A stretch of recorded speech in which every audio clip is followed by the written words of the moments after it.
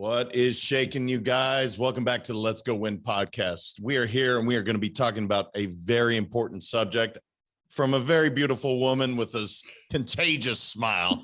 On April 16th, 2009, Kim Hamer watched her 44-year-old husband take his last breath. During his illness and after his death, she was amazed by the helpful ways their coworkers, bosses, friends, and family supported them. Kim started calling their kind actions acts of love. After the death of her husband, Kim, an HR leader, noticed how little guidance leaders received when navigating cancer, health crisis, or death on their team. She knew their lack of knowledge negatively affected morale, employee engagement, and productivity. She set out to change that, combining her own personal experience with her professional knowledge and leadership skills. Kim launched her business to support leaders and coworkers when cancer or any health crisis affects a team member. Kim, as I told you off air, I'm excited to talk about this. It's such an important subject. Thank you for being here and good morning to you. Well, good morning to you too, JM. I'm really happy to be here. As horrible as it sounds, I actually really love this topic. You know what? It doesn't sound horrible because, look, you get to remember your amazing late husband. This is just a fact of life, especially with cancer. We're all gonna, if we live long enough, we're going to get it. So I understand what you're saying when you say that. Talk to me about maybe your experience as you said you had acts of love. So you felt love, which is fantastic, but that's not always prevalent in the workforce. And maybe it's not love, but it's people not knowing what to say. Talk to me about kind of how you decided, you know what, we can do better. So I think it started on a personal level. What I noticed, I wrote a book of the same title, 100 Acts of Love, A Girlfriend's Guide to Loving Your Friend Through Cancer or Loss. And I wrote it, I joke that I wrote it for myself before my husband had cancer because I wouldn't have known what to do or what to say. And on the personal level, what I noticed with our friends in our community is some people stepped in and just took action and other people stepped back. And sometimes surprised me who was actually stepping back. They were friends who I thought for sure would step in. And after my husband died and I got some space because honestly, I was really mad. I was like, my husband has cancer. My husband's dead, and you can't find the courage to say anything to me. I needed that time to take the step back. And after I took that step back, I realized that most of those people just didn't know what to do. They didn't know what to say. And if you think about it, we're not trained. It's not like there's a class in high school that everyone has to take. We learn it from our spiritual houses sometimes, but often they're not very good at going beyond just the usefulness of, the bringing the meals and setting up carpool. There's really no place where we learn how to show up for someone who's dealing with a tragedy. And so people did things, I love telling this story. My neighbor, Nate, came up. He and my husband were good friends. And one day he kind of wandered up to the house and he said, when was the last time the oil was changed in your car? And I was like, we had some stereotypical roles in our family and the car was my husband's job. And I just didn't know. I couldn't even tell him if the light was red. And he said, I'll tell you what, leave the keys in the mailbox. Text me when you're ready tomorrow and I'll come up and I'll take the car. And I said, great. So I left the keys in the mailbox. He came up, he took the car. I didn't get in it that whole day. The next day, the kids and I are getting out into the car and I walk out to and I start to cry because he had washed the car. And I open the door and the inside of the car is immaculate. And I've got 3 young children at this point. So having a clean car is like such a treat. And then I turn the car on and yes, he's changed the oil, but he's also filled it with gas. And it was such a simple act, right? A very simple thing to do that had I even realized that I needed to have the oil changed or the car washed, I would never have been able to ask anybody to do it because it would have felt so silly. It's like, hey, do you mind like getting my car, putting gas in my car? Because it felt like something I should be able to do. So on that personal level, I saw how people just kind of stepped in and did things. And then I had to go back to work. And my first job, you know, there is an employee whose mother has cancer, and people are trying to help, but they're like not sure what to do. And the employee breaks out in tears in a meeting, and the meeting goes really quiet. And then someone, gives the very stiff pat on the back. And so it was then that I realized there's, what people did for me personally can also really help in the workforce. Now, I'm not saying that someone in the workforce should call up their coworker and be like, hey, I want to put gas in your car, if you don't have that kind of a relationship. But it is the simple act of showing that you care, showing that their experience is noted, that really has the power. Well, as you're talking, as I told you off air, and my audience knows, I mean, I recently lost my dad. So I'm kind of going through this. And what I've been learning myself is so often when they lose someone or they have their own illness, we say, let me know what I can do. And I do it still today. I guilty as charged. I will 100% say, I say, let me know what I can do. Anything, I'll be there. Instead of just acting. Is that just something that is hardwired in us? Because instead of just acting, my wife is so much better. She will just send stuff. She doesn't ask, she just does. Right. Is that kind of to simplify this? And we're going to get into a lot of cool stuff, but to simplify it, shouldn't we just ask or just act, instead of asking, let me know what I can do? Because they're not going to, right? Right, exactly. So the first tip in my book, and I actually say it in the chapter, if you read no other chapter in this book, read this one. And it says, do not say, let me know if you need anything. And here's why. There are 3 specific reasons why it's so hard. 1, what is anything? I mean, do you need your gas changed? Do you need someone to help you pick out the coffin for your father? Like, what is anything? It's such a big word. I live in LA, and I have, I had the time I had toddlers where you're going to go pick up my snot-nosed sneezing toddler from preschool in your BMW or whatever car that you cherish, or did you mean that you were going to run and get me a gallon of milk? And so anything is too big. Even in the moment when you say anything and you think you mean anything, you really don't mean anything. The second reason it's so difficult is now you've put the responsibility on the person who's in crisis, who is not dealing with a full deck of cards, to take apart their day and to find one small parcel of anything that they can give to you. So, we all know that being in crisis, we don't think straight, we're not sleeping well. We may look sane, but we're not sane. So that you put the pressure on them. The third reason it's not helpful, let's just say, JM, that you figured out what anything is for you. Now, in your vulnerable state of having just lost your father, you now need to call someone who said, if you need anything, and there's a ton of people who said it, so you're not even sure really who to call, but you need to call them in your vulnerable state and ask this person to do something that you're not even sure that they're willing to do. And that's way too vulnerable. So you're not going to do it. And so those are the 3 reasons that is just not a useful statement. And I'm with you. I wrote this book, 6, 7 years ago. And I still, when someone says to me, I have cancer, my instinct is to go, if you need anything, and I have to pull myself back. What I advise people to do is to be specific. The best thing you can do, it's like my neighbor, Nate, he was very specific. He said, I'm going to change the oil in the car. That's what I can do for you. And then to offer more than once, because again, we're all great givers. We're really good at giving help, but it's really hard when you are receiving help. It's really hard to let people in to help. It goes against our great American belief that we are strong and capable and completely independent.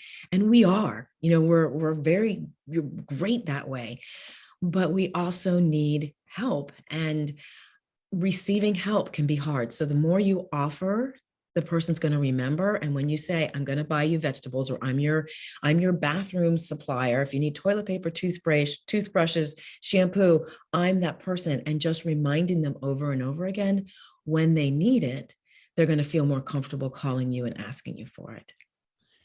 Yeah. So now you just listed out specific items. So now I'm no longer, again, the pressure is now alleviated. Is it all right to say, how can I help you the best? I want to support you, or do you just pick? And I'm literally, I don't know the answer. I'm reading every grieving book under the sun. Right. And one of the things that they talk about is try not to be upset the way someone shows up or doesn't show up. I'm struggling with that. I will be honest. And unfortunately, one of my business partners didn't reach out 2 months. I hurt my feelings. But I understand that it's not out of hate. It's not, there's no malice or no intent to harm. They just don't know what to say. So I asked two questions in that, but I guess the first is it okay to say, how can I best support you?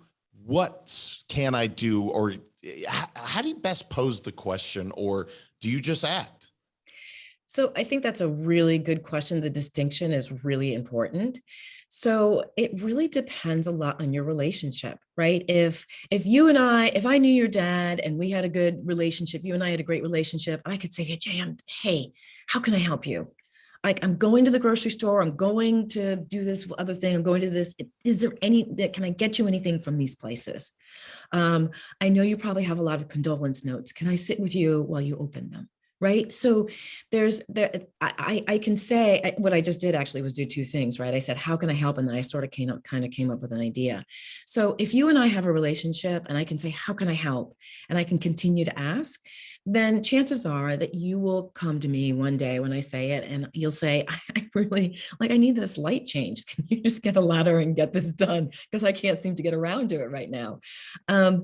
If it's someone that you're not familiar with, someone in the workforce, someone who you know as a coworker, but you don't know them really, really well, the how can I help can be sweet, but not very useful. And that's where being specific is helpful.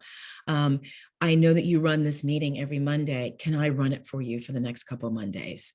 Or do you want me to lead it so that you don't have to talk so much? I know that you often, this report is due in the next few weeks. Is there anything I can do to support you to help you get that report done? I'd like to bring you a meal. Do you want chicken or lasagna? I'll leave it in the company refrigerator. So, if you're specific with it, it's easier to be specific with someone who you're not as familiar with, because then you're just giving them the option, as opposed to even how can I help can feel like I'm still putting a burden on you. And that's also the part that we forget is people who are grieving or are going through cancer, they get that life is really hectic and out of control, and they're worried about putting extra burden on somebody else.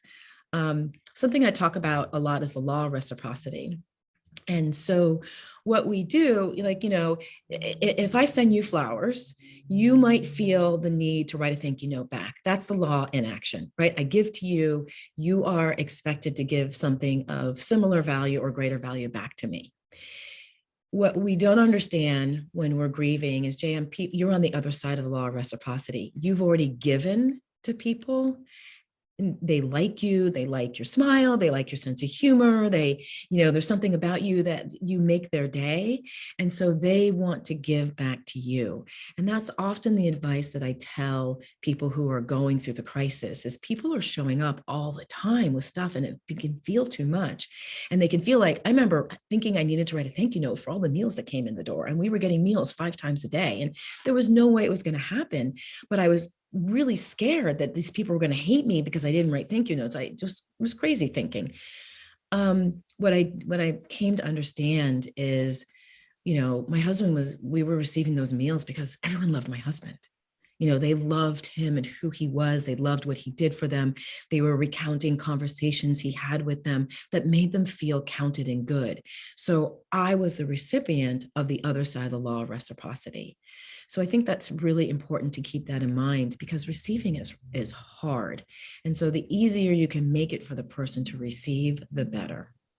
Yeah, that is fascinating because when you send something, you don't expect, or I certainly don't expect anything. I don't expect a thank you, or I wouldn't have sent it if I did. So it's Right. fascinating. I guess it's our ego at play thinking this is so important that I have to do that. I know I want to talk about being in the workplace because Mhm. your journey with obviously, were you working prior to your husband being sick? No, I was actually out of the workforce for 12 years. Interesting. So, because I think of it in two distinct things. There's a grieving process while you have somebody going through treatment and you're working, and then integrating into the workforce. My gosh, there's so much for the survivor that they're going through. How do you coach these corporations, these companies, these leaders to say, let's have some grace, some understanding, how to best work with them? And I know that's a very big, broad question, but I'm just really curious because we are all affected by it. With cancer, we have all been touched by it. And I Yep. say that with 100% certainty. We all know someone that's been affected by it. Yes. So how Yes. do you best coach these folks to say, look, this is not an if game, this is a win game? Right. So talk to me about that.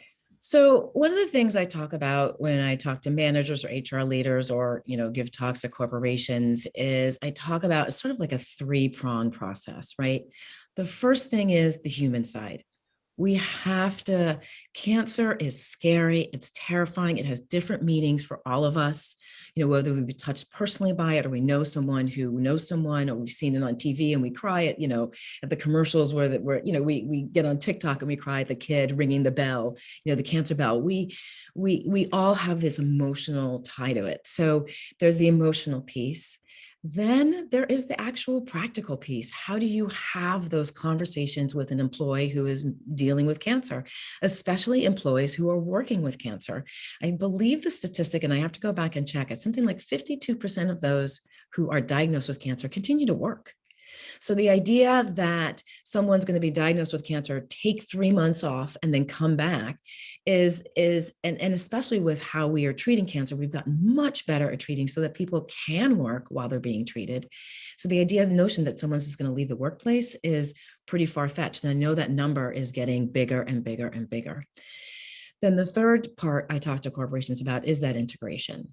So let's start with the first part. Managers oftentimes are the first person to hear that their employee has cancer, right? Your employee's relationship is between the manager and the employee. If they don't like their manager, they're going to go to HR. But most of the time, they come in and they report to their manager. And the manager is caught off guard. And if they're not prepared, they say things like, take as much time as you need. I'm so sorry. Like they have this kind of, there's extremes, right? There's the take as much time as you need. I'm so sorry. If there's anything I can do for you, let me know. There's that panic of holy crap. And the other side is, I'm so sorry to hear that. Let me know if you need to get rid of any projects, right? So there's that side. So what I often coach managers to do is remember that they're human, that you are a human being, not a human doing. And it's really important to acknowledge, because here's the thing that I think we all want, which we don't realize. We just want someone to acknowledge our journey. We just want someone to say, I am so sorry this is so hard for you. I see you and it pains me, right? And we want a reminder every now and then that they're still seeing that journey. And your job, I often say, people, your job as a manager is to acknowledge that, just to acknowledge it. Like, there's two great phrases you can use. I'm so sorry. It doesn't feel like it's a very powerful phrase, but you are honoring and saying, I'm sorry this is happening. And one of the best phrases that still makes me cry when someone says it to me is, I don't know what to say. Because that saying, just being speechless, is really powerful. Like, I don't know what to say. This is so shocking and so horrible to me. I am speechless.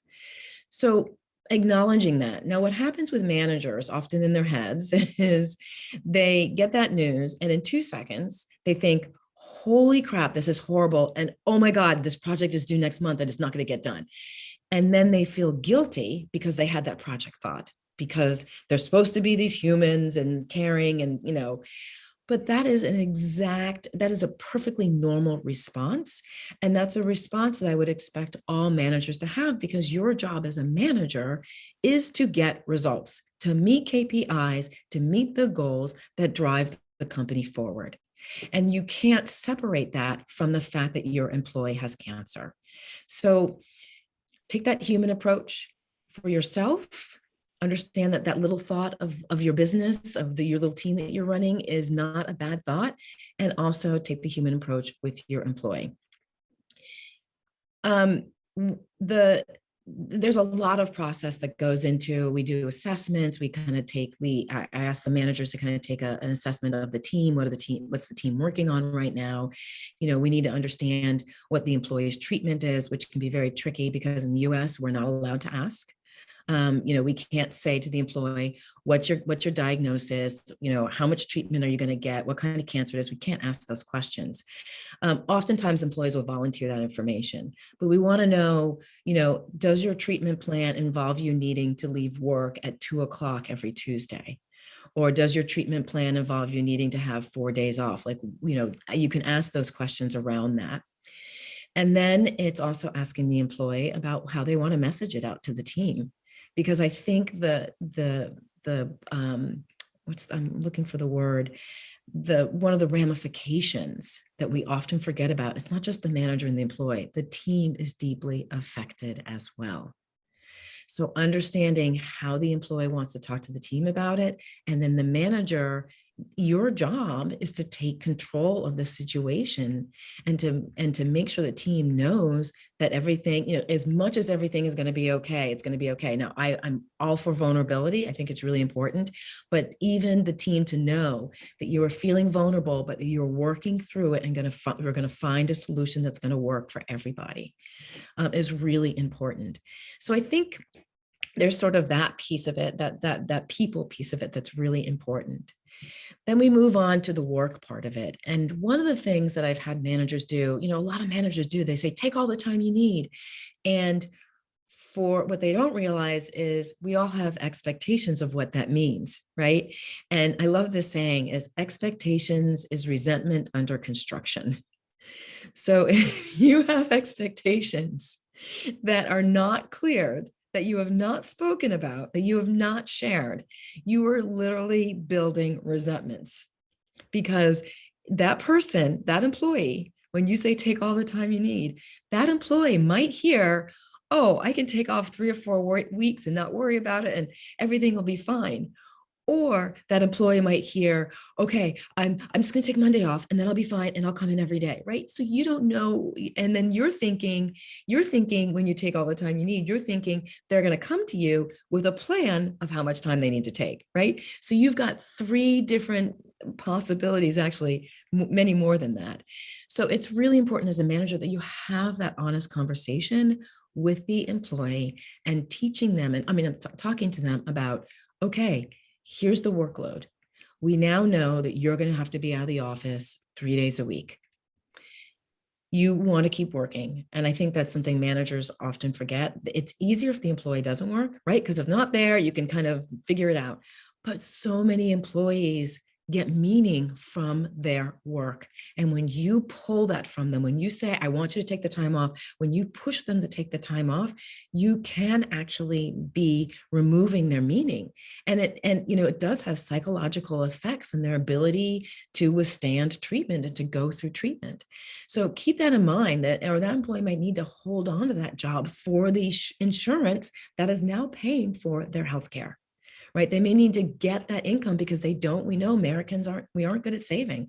And so they need to continue to pull that paycheck to be able to afford food and co-pays.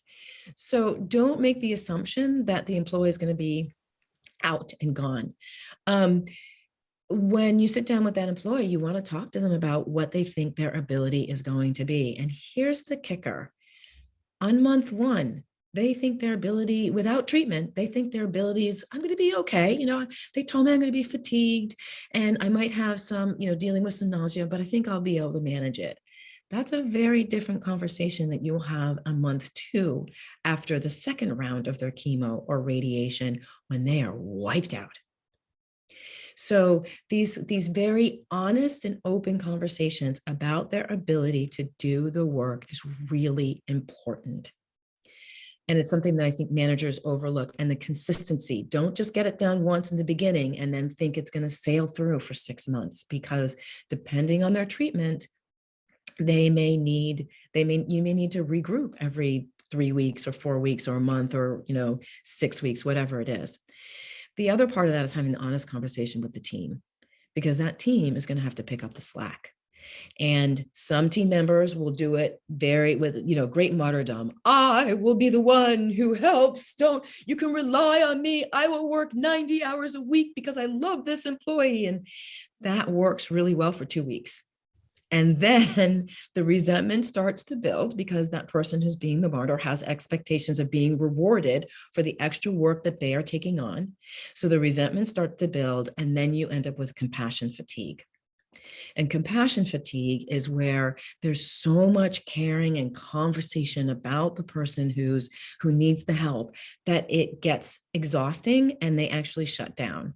And usually we use the term compassion fatigue when we talk about when you watch the news and there's just, there's a lot going on and there's just feels like you have so much compassion and then you just can't care anymore because it's just too painful.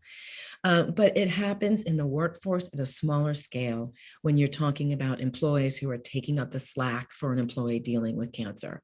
So it's really important that managers have clear conversations with their team about the extra workload. So, here's what we're doing. Here are the projects we have to get on. It depends on your management style, of course. Mine is a lot more collaborative. So I would bring it to the team and go, okay, here's what they think they can do. And here's what we need to figure out as a team, what needs to get done. How are we going to get this done? What are we going to do? And how often do we check in? The other piece is the team is going to want to help. And if the manager and HR or the organization are not leading the way, the team will take responsibility and do it, which is great, but it may cross lines, right? We all have, with COVID, a lot of the personal business lines got totally wiped out. You see kids in the background, the cats and the roosters crowing in the back. Do roosters crow? They would, you got me stumped too. They would, what do they do in the morning? They cockle-doodle-doo, but we don't know what. All right. If you are a listener and you hear this, please go to Instagram or LinkedIn and DM me and let me know what the sound that roosters make, because I want to understand that. So I can't, literally, I'm just because I'm so stuck in so many other questions, but yes. Right. Up in the morning. Okay. So anyway, we all have our lives, our personal and business lives have crossed, but there's still that line. And so if I have an employee or I have a coworker who I really like, but I don't know them really well, and all of a sudden I want to show up at their front door with lasagnas every third day, that might feel a little bit intrusive.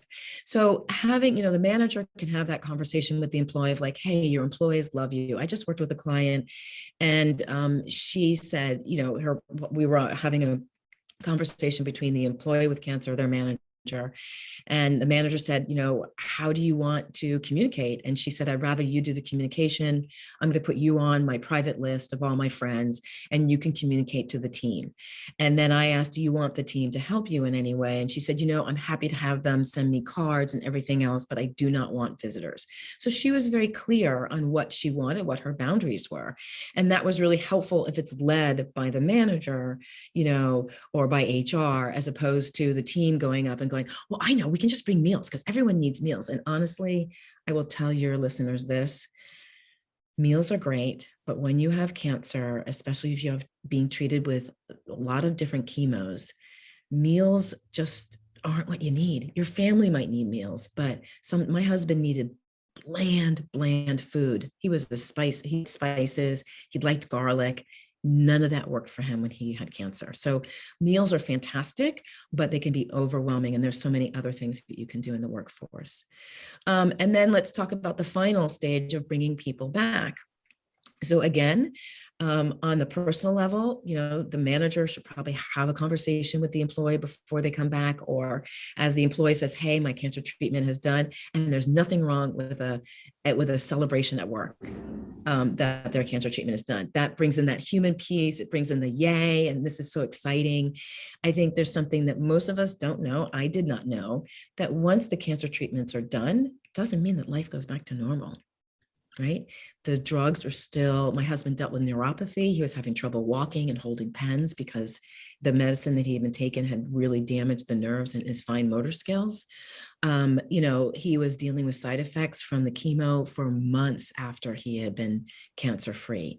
So the idea that the employee is going to come back in full time right away and be able to pick up everything all at once is most of the time a fallacy.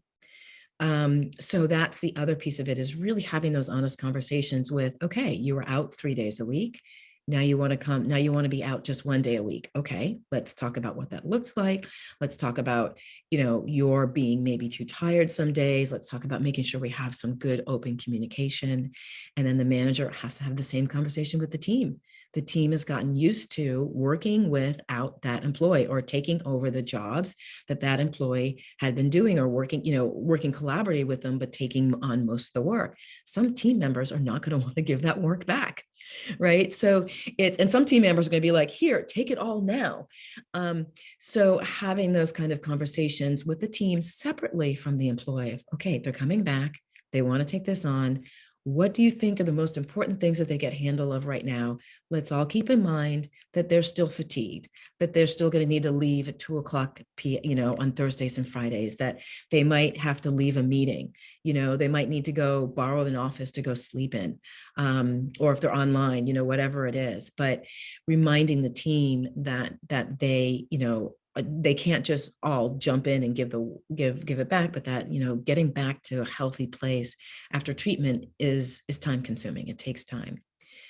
Well, I'll tell you what, the long and the short after hearing all that is, this is a complex issue. And I say that because I'm so used to being an entrepreneur dealing with 1099s. The human side's easy when it comes to not really having HR being prevalent in my world. Right. The challenge, it sounds like, and I know there's reasons that policies are in place, but how difficult can it be to really show a human side when you can't say a lot of what you really want to say? So I definitely understand the expertise being needed. And I'm going to pause for a second. I'm seeing my mom's sign as a kid: the rooster may crow, but the hen delivers the goods. So they crow. They crow. Look, we're women are bad mamma jammas, and she's right. You absolutely are. But they crow. Thank you. What a complex issue, because I'm a hugger, man. And I'm sure to break about every HR rule there is, because I'm like, come here, I'm going to give you love.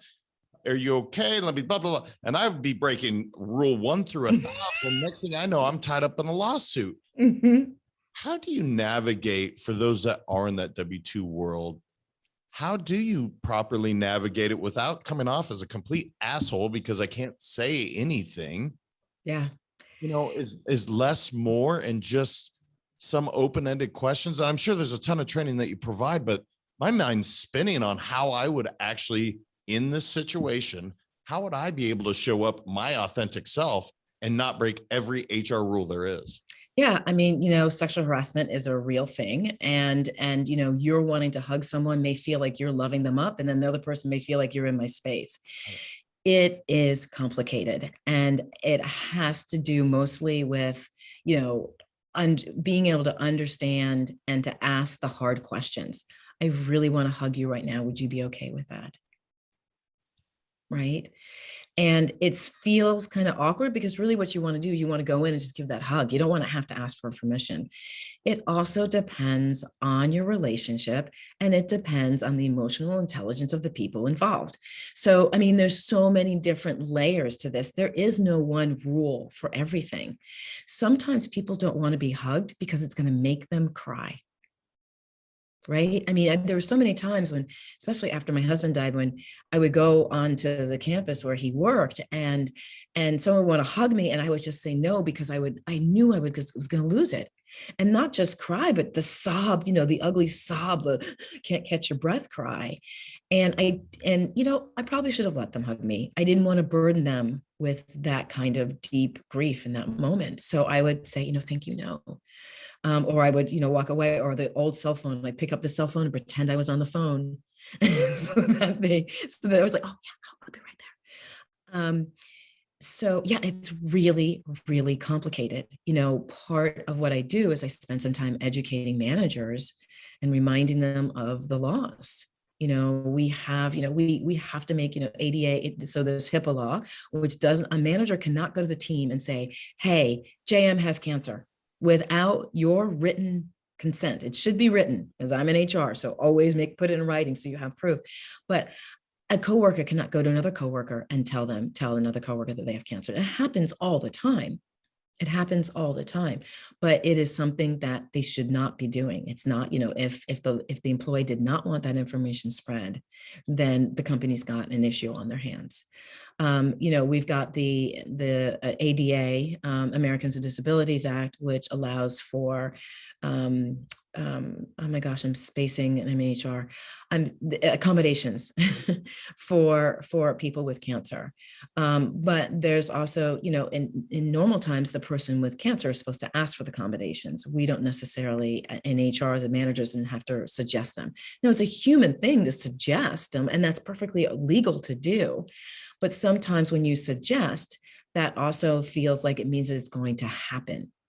And with the ADA, it's a reasonable accommodation. And that reasonable accommodation depends on a huge amount of things: the size of the company, the budget of the company, how many employees you have. I mean, reasonable is variable depending on so many different things. So there are lots of different laws that actually, those are sort of the main two laws that we have to take care of. And then, of course, there is that sexual harassment, which is always looming large over corporations. And, if it's a female person who has breast cancer and the male manager wants to hug her, and the manager says, jokingly, because this is their relationship, they feel good to me, like, like so not appropriate on so many different levels.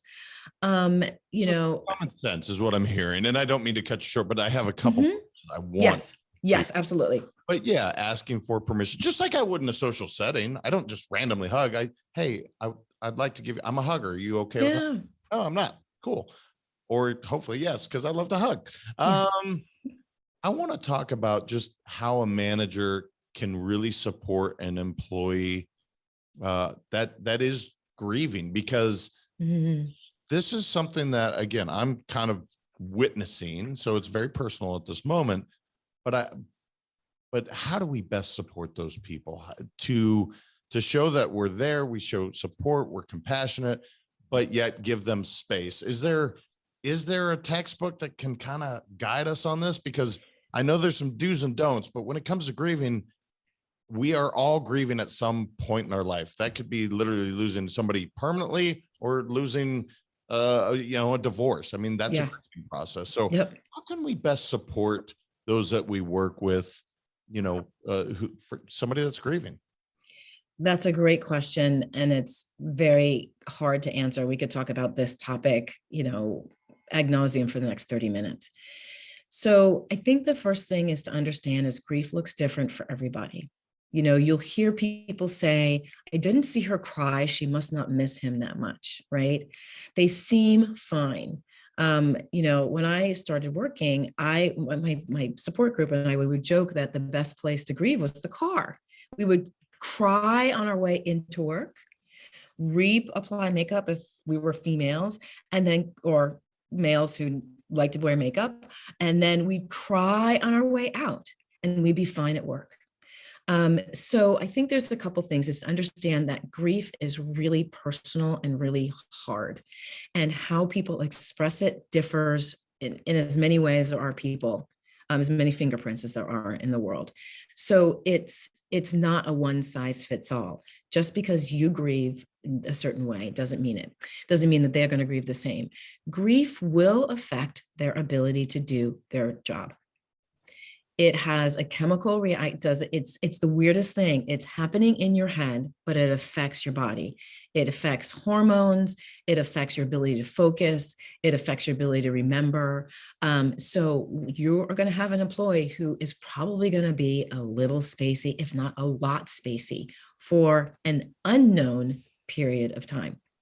Some people are going to get it back in a month, others it's going to take 6. If it's a child, it seems like it takes longer than if it's a sibling of an adult sibling, right? It's really more based on the relationship that they have with the person who's died. So as a manager, your first job, again, is to be human and to say, I'm so sorry, to get the team together, to acknowledge the loss. The worst thing you can do, even worser than saying, if you need anything, let me know, is to say nothing. That is extremely painful. You just talked about that. It's really painful. It is basically saying to the person, I'm not going to acknowledge that something big has just happened to you in your life. And that hurts like all get out. So make sure that the team is prepared to, you can put together a condolence note, you can, whatever it is, but make sure the team is prepared and you're prepared to acknowledge the loss. Have the same kind of conversation with the person. Hey, you've got some big projects on your plate right now. You don't want to remove all of them, and you don't want to remove all of them and just leave the simple ones that are like not very engaging. But you want to say, we want to help. We understand that you're going through something right now. We'd like to take some projects or pieces of projects off your plate. What do you think you can give up? And then have that honest check-in. Now, here's the hard part is you have a grieving employee, and that grieving employee is not doing the work that they need to do. And you want to have that compassion, but they're not getting the work done. That's where you have to have those honest conversations and say, hey, this is what I'm seeing. I'd like to work through this. Let's figure out how we can change this up a little bit. You can have this project back next month, or, let's try it this way. Let's move it this way. There's so many different solutions, but acknowledging it, because that employee is trying so hard. If they're at work, they're trying so hard to be normal at work. They're trying to hold it together. They're trying to just kind of get it done. And work may be a reprieve for them from their grief as well.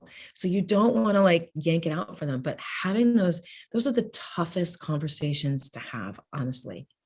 But having those honest conversations is so important, because a lot of times people don't know. I remember my husband died at the end of 1 month. I was like, oh, okay, I'm feeling pretty good.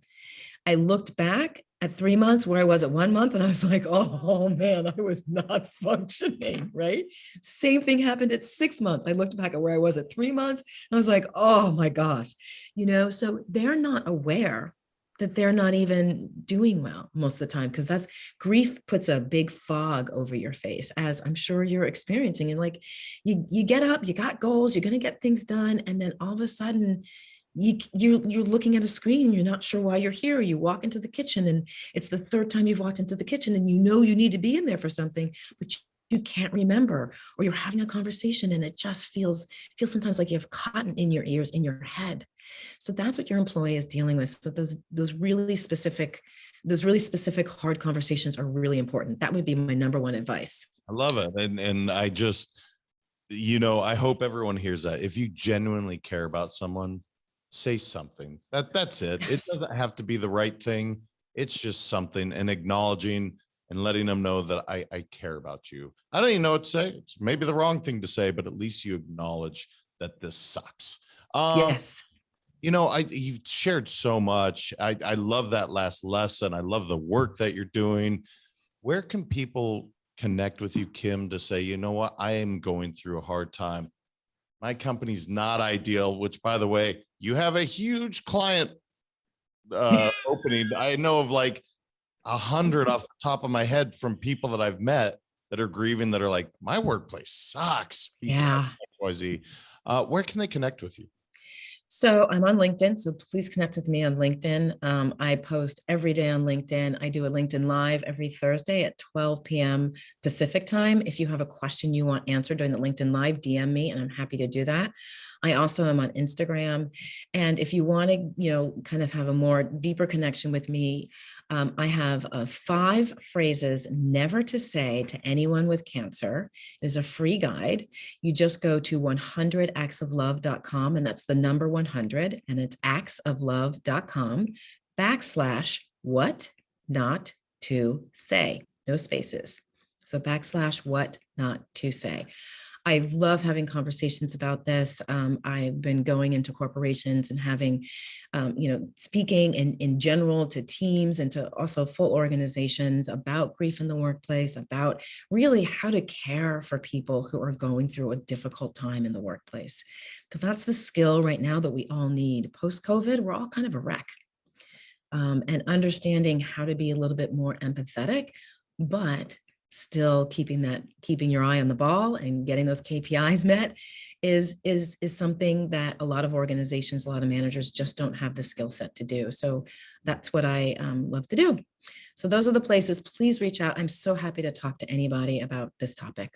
Yeah, and we will absolutely link that in the show notes. I will be going there because, look, this is amazing education that you're providing. And the other thing I will say before I thank you, obviously, for being here. You see this magnetic, just brilliant smile she has, you guys. This tremendous loss. And I know when you're going through it, you're like, I'm never going to smile. Yes. The way I did. And look at the smile. You're lighting up my room and my audience. And I thank you for that. Because, my mom will listen to this and she's going through a very challenging time.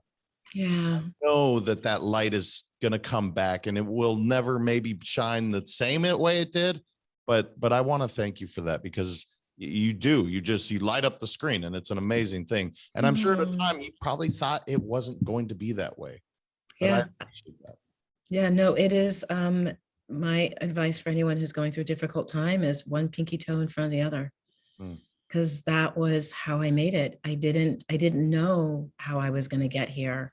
I didn't know that I even wanted to be here. I didn't want to be here in the beginning. I didn't want to be here. And it was one pinky toe in front of the other. And that's the way I got here. That's brilliant advice as well. Hey, thank you for being here. Thank you for sharing. Yeah, seriously, it was wonderful. It was enlightening. I have a ton more questions, but we just don't have the time. So thank you. No, Jam, thank you so much. I really appreciate everything you're doing for all us entrepreneurs out there. It's very, very, very helpful. So thank you. Guys, obviously this was a unique show. It was definitely a personal show for me.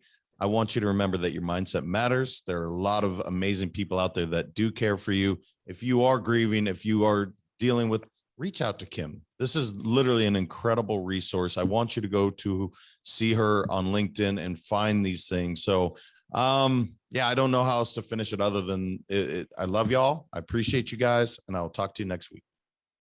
Thank you so much for listening. If this content is delivering value to you, please make sure to subscribe, rate, and review us. That helps us build this community, and that is what we are all about. Building this community as big as we can, helping as many people as we can, and deliver as much value as possible. Be sure to head over to letsgowinpodcast.com for information on my coaching courses, and make sure to follow us on Facebook, Instagram, and LinkedIn at Let's Go Win 365. Let's go win and transcend in life. This is the Let's Go Win podcast with your host, J.M. Ryerson.